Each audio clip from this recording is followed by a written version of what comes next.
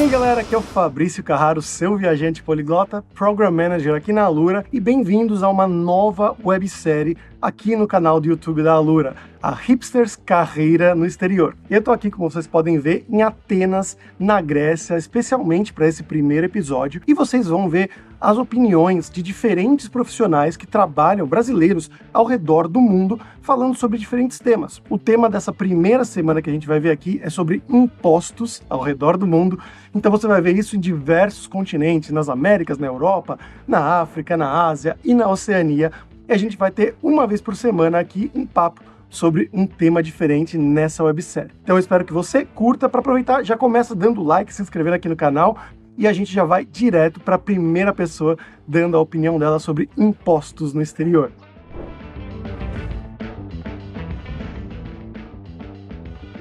A primeira coisa, né, que tudo varia muito dependendo do lugar onde você tá, né, então o estado e a cidade que você mora vão afetar. Então imagina que quando eu morava na Filadélfia, né, na Pensilvânia, eu tinha que pagar o imposto de renda federal, o imposto de renda estadual da Pensilvânia e também o imposto de renda municipal da Filadélfia, né. As cidades, elas podem também ter imposto de renda aqui, então isso afeta também como a sua decisão, né? De onde é que você vai morar, como é que vai acontecer, qual é o imposto que você vai pagar. Hoje que eu moro na Flórida, aqui não tem imposto de renda estadual e também não tem imposto de renda municipal, então eu pago somente o imposto de renda do governo federal. Uma coisa que é interessante de se pensar é que se, por exemplo, se você está viajando, eu quero morar um pouquinho nesse estado, um pouquinho nesse outro estado, isso pode complicar a sua situação, porque tem estados que vão exigir que você pague imposto de renda para os dias que você trabalhou lá. Outra coisa que a gente paga é o equivalente ao INSS, né, que é o Social Security, então você vai fazer o pagamento desse plano de aposentadoria para o futuro, e junto disso você vai fazer o pagamento também do Medicare,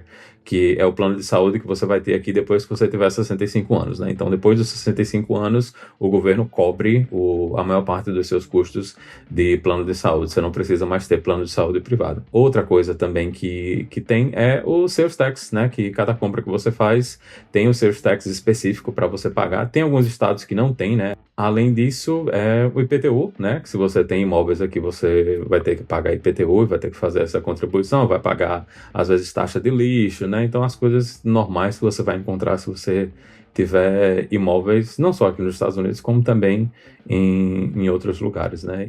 Antes de falar do imposto na folha de pagamento, eu vou cobrir dois impostos importantes: o imposto sobre o consumo e o imposto de renda.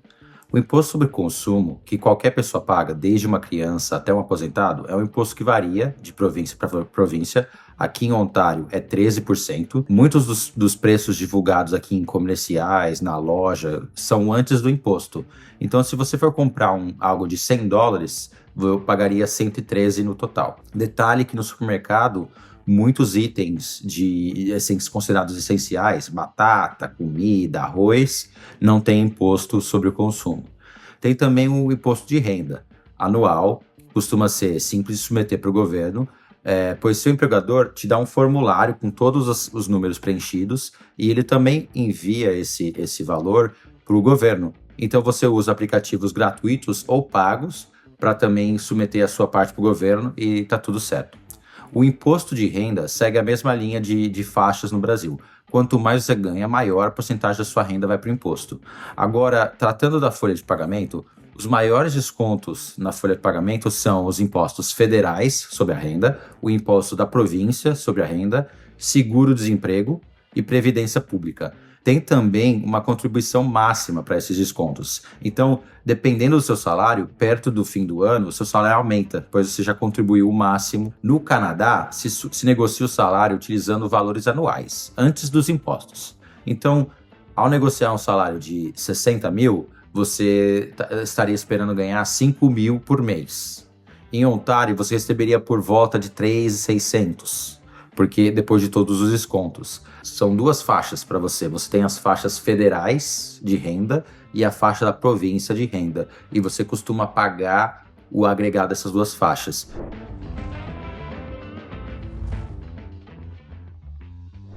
A gente pode começar falando que existem parecidos, equivalentes com o que a gente tem no Brasil em relação a ser PJ e ter um CNPJ, ou ser lá um seletista, ter a carteira assinada. Então o que se vê por aí, ou é o que a gente chama de contrato sem termo, que é um contrato por prazo indeterminado.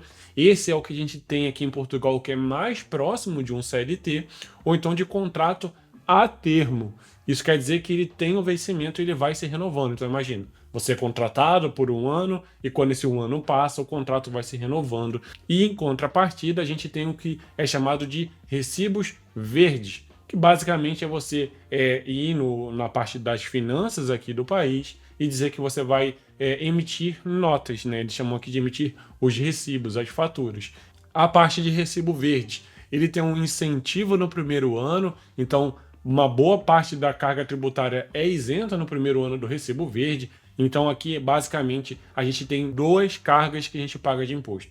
A primeira é o IVA, que é o imposto unificado, e esse é um valor mais alto. E a gente também paga um imposto de segurança social, que é o equivalente, ao nosso INSS, mas é a segurança social que vai cuidar de vários aspectos da nossa vida aqui. Aqui, tal como no Brasil, quanto maior a renda, maior o imposto que você vai pagar.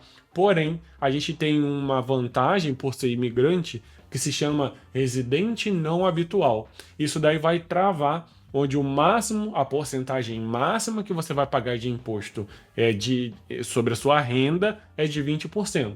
Então pensa que um RNH, um residente não habitual, vai ter um imposto travado em 20% e a segurança social é de 11%. Eu estou naquele contrato sem termo, que é bem parecido lá com o nosso CLT, então já vem descontado em folha esse imposto. Uma coisa muito legal que tem por aqui é o portal de finanças, e lá eu consigo ir acompanhando todas as faturas de todas as notas fiscais que são emitidas no meu código. A gente tem um número de identificação fiscal aqui que se chama NIF, número de identificação fiscal. Então tudo que é emitido de nota fiscal no meu nome aparece nesse portal e eu consigo categorizar, e cada categoria dessa me devolve um pouco do imposto que eu paguei. Então, quando a gente vai fazer lá a declaração do imposto de renda, a gente tem isso daí no final, então a gente consegue ainda recuperar uma farpelinha. Então, aqui na Espanha, as formas de imposto que eu conheço a primeira é a Lei Beca, que foi aprovada em 2023. Então, essa lei foi aprovada para trabalhadores estrangeiros que querem residir aqui na Espanha de forma legal. Então, você pode trabalhar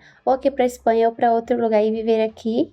E aí, com essa lei, os seus ingressos, se eles chegarem até 600 mil euros, você paga um valor de 24% de imposto durante 5 anos. Então, esse valor é fixo de 24%. E aí, para você ser autônomo aqui, você tem que pagar uma cota mensual para você estar de alta, né? Quer dizer, você está regularizado. E tem um incentivo para no primeiro ano, esse valor fica de 80 euros. Ou então, se você é mulher e ganha um filho, esse valor se estende por mais um ano, para incentivar que as mães continuem trabalhando após ter os bebês, né? A tabela de imposto, tanto do autônomo quanto do assalariado, é o mesmo valor.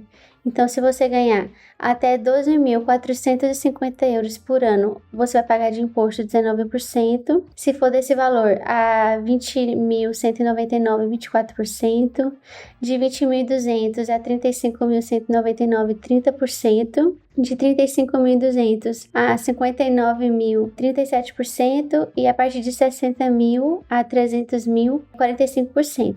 Se for a partir de 300 mil euros por ano, aí já é um valor fixo de 47%, independente do valor que seja acima desses 300 mil. Quando você tem filhos, você consegue deduzir um valor do seu imposto de renda. Então, se é o primeiro filho, seria 2.400 euros. Mas se é uma criança que seja menor de 3 anos, seria 2.800 euros. Se é o segundo filho, 2.700 euros, que você consegue deduzir. Terceiro filho, 4.000 euros. E se for do quarto filho para frente, 4.500 euros. Bom, antes de tudo, existem 2 sites que você pode acessar para colocar o seu salário anual e ver quais são as taxações. Quanto que vai para o governo, quanto que vai para o seu bolso. O primeiro site é o The Salary Calculator e o segundo é o Listen to Tax. Você pode usar os dois à vontade. Bom, para resumir, na contratação PJ que a gente conhece no Brasil, existem duas modalidades lá. O self-employed, que seria o autônomo, e o contract, que seria o nosso PJ.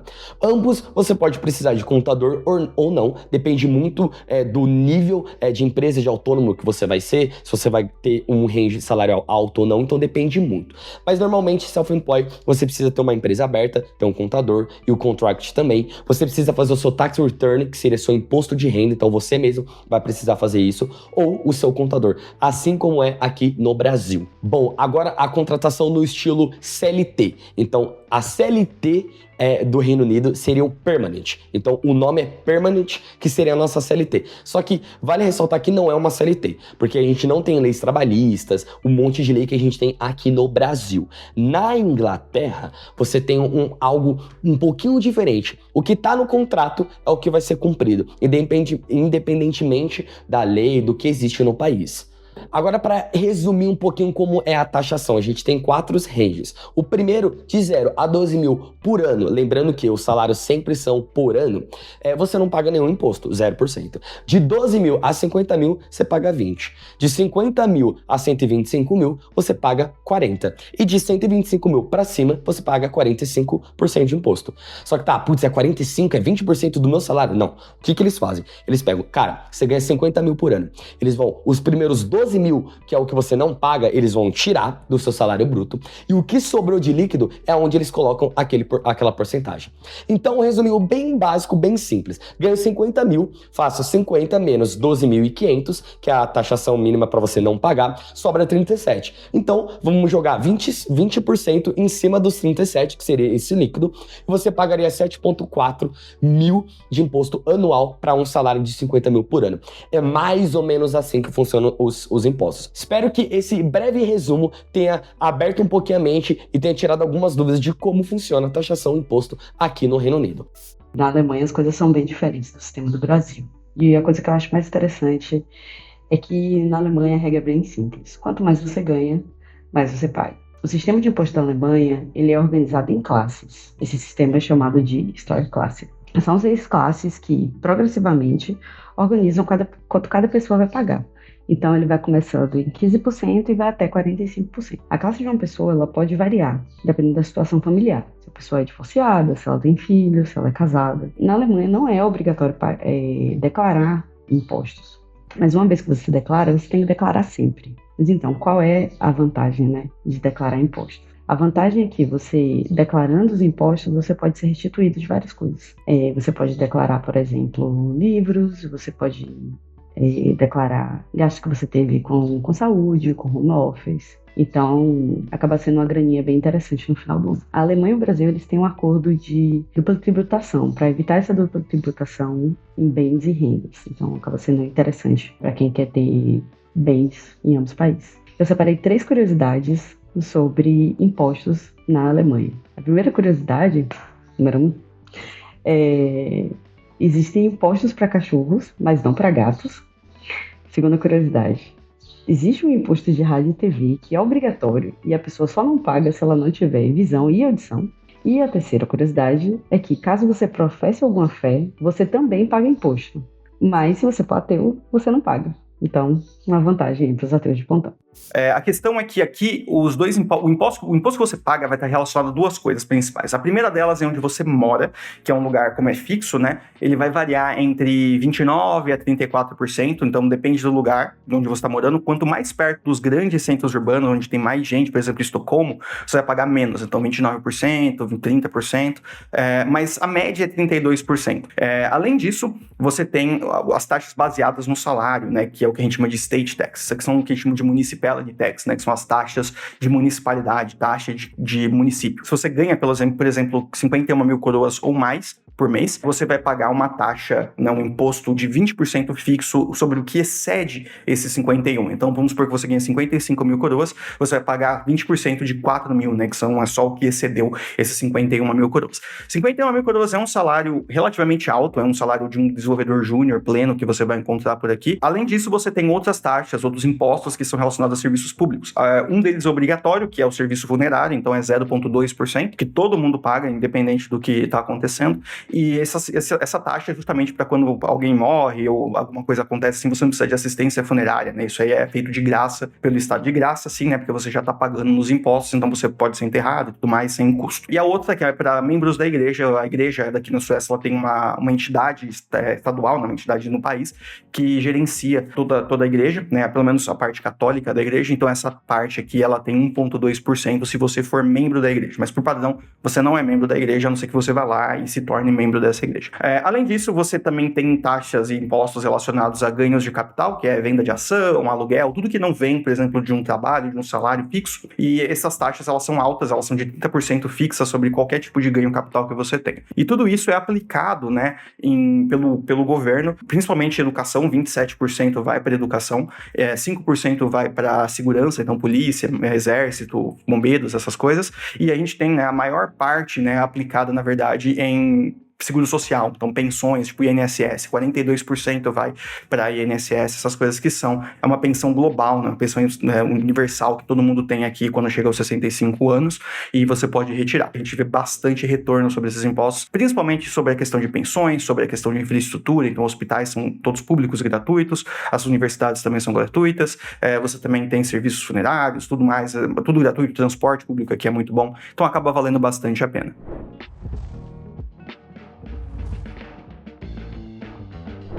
Aqui na África do Sul, o governo segue um modelo de imposto similar ao Brasil, onde o profissional ele já tem o imposto debitado na fonte todo mês e o valor do imposto ele vai depender muito de quanto o funcionário ganha no ano. Existe uma tabela progressiva onde profissionais que ganham até 100 mil randes por ano, eles são isentos de imposto e profissionais que ganham acima de 100 mil randes, eles entram numa tabela que pode variar de 18% a 45% para trabalhadores que ganham aí 1.800.000 randes. Além do imposto de renda, também é cobrado do trabalhador um imposto de 1% sobre o salário, que é usado para compor um fundo de seguridade social.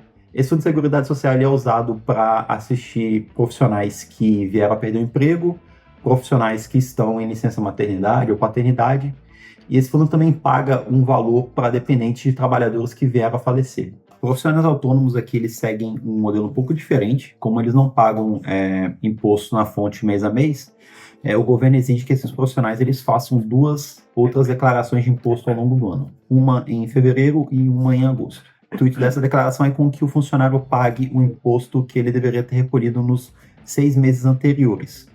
O governo aqui também ele tem restituição, dependendo da situação. Você pode ter pagado ao longo do ano mais do que você deveria ter, então no final do ano, quando você completa a sua declaração de imposto, os trabalhadores aqui, eles também eles podem abater algumas coisas do imposto que eles têm que pagar. Entre elas estão planos de saúde e gastos médicos, doações para ONGs ou instituições liberadas pelo governo, contribuições para fundos de previdência. O dinheiro guardado em fundo de previdência aqui, ele não é taxado, então o seu salário ele é o salário bruto que você contribui, não ocorre a incidência de imposto nesse salário até o momento que você aposenta ou até o momento que você decide sacar esse dinheiro. A declaração de imposto aqui, ela é feita anualmente. O ano fiscal ele começa em março, termina no final de fevereiro, e os trabalhadores, normalmente, eles têm que preencher apenas uma declaração no final do ano em relação ao ano fiscal anterior.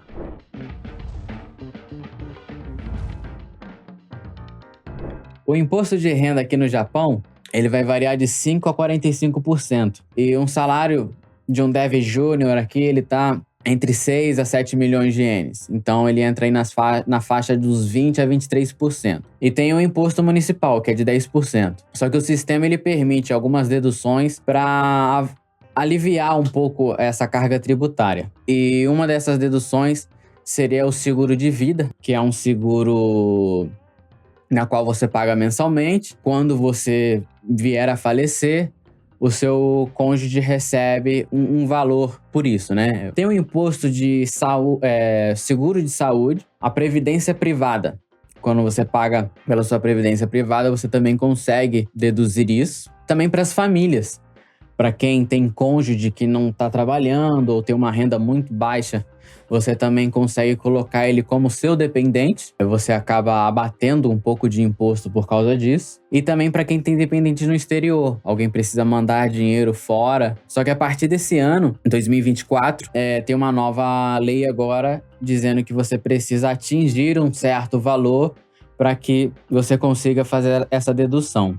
Para quem compra casa também, se eu não me engano, são 13 anos que você consegue deduzir isso no imposto de renda. No caso, a financiadora, ela vai te mandar todo ano um documento onde está declarando o saldo restante a ser pago. Então, você consegue deduzir isso dizendo que você fez a compra de um imóvel e parte do seu dinheiro você está usando para poder manter, né, esse financiamento. Gastos médicos você também consegue deduzir. Para quem tem filho também tem alguns incentivos. O principal componente do imposto de renda para a maioria dos trabalhadores é o imposto sobre o salário. A China tem um sistema a nível nacional com um imposto progressivo sobre várias faixas, dependendo da sua renda. O cálculo é feito geralmente sobre a sua renda anual, né? E para isso tem uma tabela com alíquotas que mostram, que variam dependendo da sua renda, e mostra lá quanto que você tem que pagar, dependendo de qual faixa você se encaixa. Para aqueles que recebem menos que 36 mil RMB por ano, eles pagam 3% do salário de impostos. Para quem recebe acima de 960 mil RMB por ano, a alíquota é de 45%. 960 mil RMB por ano está dando, na cotação de hoje, uns 130 mil dólares. Então, quem é desenvolvedor e tem um salário que chega nesse nível, alguns desenvolvedores chegam nesse nível, então você entraria nessa faixa mais alta, né? Esse valor, quando você paga, ele já é retido na fonte, então nem todo mundo tem que fazer uma declaração de imposto de renda de fato, né? E embora essas taxas são a níveis nacionais, algumas províncias específicas podem ter algumas deduções adicionais, ou às vezes ter alguma política um pouco diferente. Mas em geral, o cálculo é feito sobre essa tabela. Há também uma variação nos meses do ano. Esse cálculo, essa alíquota, ela não é uniforme entre todos os meses. Alguns meses você vai receber uma renda líquida um pouco maior ou um pouco menor. Por exemplo, para mim, eu recebo o meu salário em janeiro é maior do que aquele que eu recebo em dezembro. Aqui na China, as contribuições para a segurança social são geralmente feitas e compartilhadas entre o empregador e o empregado. E são calculadas como uma porcentagem também do seu salário mensal. Essa segurança social tem vários componentes. Aposentadoria, seguro-saúde, desemprego, acidente de trabalho, seguro-maternidade. Tem também um fundo imobiliário, que é um caso à parte. Mas essas taxas, sim, variam então de cidade para cidade, de província para província. E o interessante dessa segurança social é que alguns componentes desses você pode negociar com o seu empregador. Muita gente que eu conheço gosta de negociar esse fundo imobiliário, que é geralmente usado para poder garantir pagamento de imóvel, para quem está comprando casa e tal. Os chineses, para fazer a declaração, eles têm um aplicativo que dá para você acessar através de um sistema de reconhecimento facial ou através do seu cartão de identidade nacional, que é o Xifenjiang.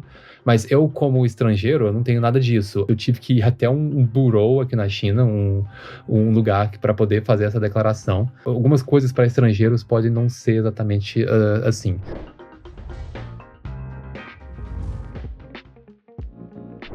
Aqui, como na maioria dos lugares, existem impostos federais, estaduais e locais. Mas a gente vai focar aqui no imposto de renda. Para começar, a gente tem que saber que o ano fiscal, que é até quando você pode declarar os seus impostos, é diferente do Brasil. Aqui o ano fiscal ele termina no dia 30 de junho, o que significa que todas as nossas declarações, ajustes, precisam ser feitos até essa data. O imposto aqui é coletado através de faixas progressivas. Isso significa que quanto mais você ganha, maior a porcentagem do imposto que você vai pagar sobre os seus rendimentos. As faixas progressivas no ano de 2024 são divididas em 5 faixas. A primeira faixa vai de 0 até 18.200 e para essa faixa você está isento de impostos. A segunda faixa começa de 18.201 até 45.000 e você paga 19% sobre cada dólar acima de 18.200. A terceira faixa começa de 45.001 até 120 mil dólares, onde você paga de valor base 5.092 dólares mais 32,5% para cada dólar acima de 45 mil. A quarta faixa vai de 120.001 até 180 mil, onde você paga 29.467 de valor base mais 37% sobre cada dólar acima de 120 mil. A última faixa, acima de 180.001, você paga 51.667 de valor base, mais 45% sobre cada dólar acima de 180 mil reais. $1.000, desculpa. Eu vou dar um exemplo para ficar mais fácil o entendimento. Imagina que você está vivendo aqui em Melbourne ou em Sydney, na Austrália, e seu salário é de $100 mil anuais. Isso quer dizer que você se encaixa na quarta faixa, a faixa que vai de 45.001 até $120 mil. Então, nesse caso, você pagaria $5.092 de base, mais 32,5% para cada dólar acima de 45 mil. O que nesse exemplo seriam 55 mil, que é a diferença do seu salário menos 45 mil. E multiplicando esses 55 mil por 32,5%, que dariam 17.875 dólares, somando com o valor base de $5.092, você teria um total de 22.967 dólares para serem coletados naquele ano. Porém, não é só de notícia triste. Na Austrália, como no Brasil, você pode declarar deduções, que é um jeito fácil de você diminuir a quantidade de impostos que você tem que pagar. O sistema tributário australiano permite que deduzamos uma série de despesas, como investimentos, contribuições para o superannuation, como se fosse o FGTS no Brasil, as despesas de trabalho e o que mais impacta na nossa classe, despesas de home office. Vou dar alguns exemplos de deduções que eu mesmo declarei no ano passado para estar reduzindo a quantidade de impostos a serem coletados. Como, por exemplo, a luz, a água, a internet, o aquecimento, tudo que você paga para poder trabalhar de casa. Sejam assinaturas digitais de plataformas como da Alura, IDEs, ferramentas que usamos diariamente podem ser inclusas nessas deduções, mas não para por aí. No meu primeiro ano, quando eu tive que comprar todo o meu setup, seja minha cadeira, mesa, MacBook, mouse, tudo isso eu declarei como deduções nos meus impostos para não apenas reduzir a carga tributária, mas também reinvestir na qualidade e eficiência do nosso trabalho. E bom, pessoal, espero que você tenha gostado desse nosso primeiro episódio da nova websérie Hipsters, Carreira no Exterior. E se você quiser saber sobre mais histórias de brasileiros trabalhando fora do país, a gente tem aqui no Aluraverso o nosso podcast, o Dev Sem Fronteiras, onde cada semana eu entrevisto brasileiros que trabalham com tecnologia ao redor do mundo. E claro, vale muito a pena você dar o seu like, que isso sempre ajuda muito pra gente saber que você está gostando dessa websérie, se inscrever no canal para não perder os próximos episódios também. E eu te convido para conhecer outras coisas do Aluraverso, como o nosso podcast hipsters.tech, que é o podcast número 1 tecnologia do Brasil, e também no mesmo feed a gente tem o Hipsters Fora de Controle, onde a gente fala toda semana sobre as novidades nesse mundo da inteligência artificial e também entrevistamos pessoas dessa área. Então, vai lá no seu agregador de podcast preferido e você vai encontrar tudo isso e conhecer um pouco melhor o Aluraverso. E a gente se vê aqui semana que vem no próximo episódio da Hipsters Carreira no Exterior. Até mais!